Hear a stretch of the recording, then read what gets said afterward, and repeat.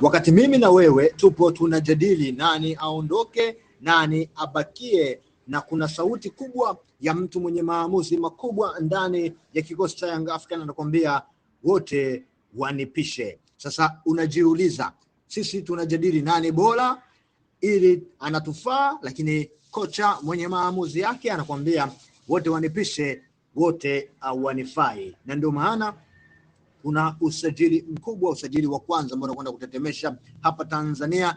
Ni usajili wa mchezaji mwenye uwezo wa kufunga magoli msimu huu, goli 18, assist 12, ni striker namba 9, lakini ukiangalia uwezo wake si uwezo mdogo, ni uwezo wa kutisha kweli kweli. Na ndio maana tunakwambia klabu ya Dar es Salaam Africans hawajaamua kusajili, bali wameamua kufanya mapinduzi kwenye soka la usajili. Sasa twende tuzungumze kwa mapana kuhusiana na sajili zinazoendelea ndani ya kikosi cha Young Africans, lakini pia tunaweza tukajadili pia mimi na wewe, unahisi ni vema klabu ya Dar es Salaam Africans kuacha wote Dube na Depu kwa pamoja, au wamwache nani, abaki nani ili aungane na bwana mdogo Arane Traore? Usisahau kusubscribe na kuniambia kwenye comment, ukaungana na mashabiki na wapenzi wa klabu ya Dar es Salaam Africans, mapenzi wengi, na ili tujadili kwa pamoja kuhusiana na nani aondoke, nani abaki, nani bora. Na ninawapa taarifa kuhusiana na Arane Traore mwenye umri wa miaka 25,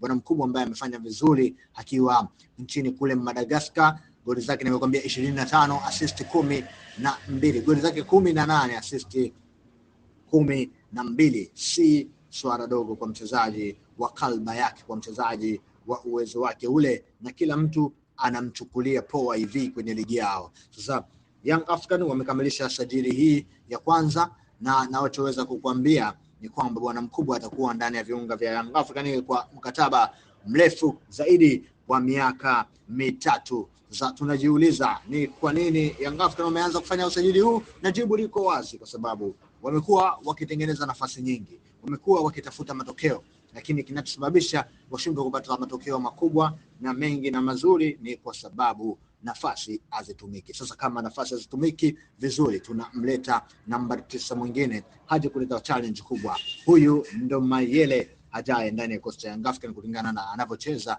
na mambo yanavyokwenda. Usisahau kabisa kusubscribe na kuniambia kwenye comment unashabikia klabu ya Yanga kutokea maeneo gani. Tutakutana wakati mwingine. Asante sana. This is Yanga Blaza. This is Yanga Blaza.